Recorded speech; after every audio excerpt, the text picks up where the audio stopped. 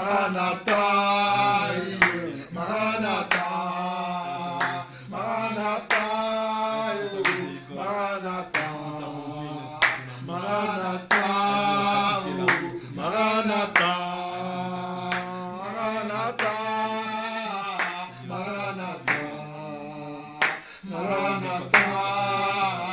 Maranatha, Maranatha, Maranatha, Maranatha, Maranatha, Yeshua, Maranatha, Maranatha, Maranatha, Maranatha, Maranatha, Maranatha, Maranatha, Maranatha, Maranatha.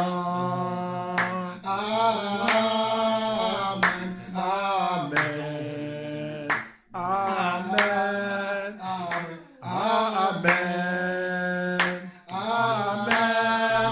amen, amen, amen, amen, amen,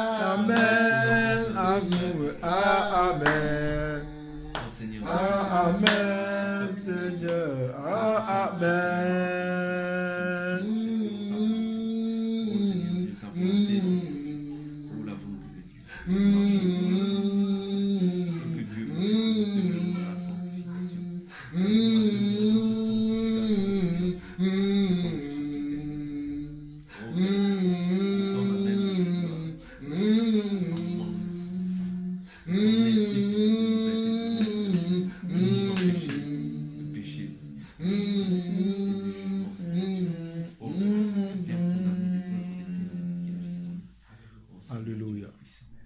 Viens nous remplir de joie et de paix. Merci Saint-Esprit.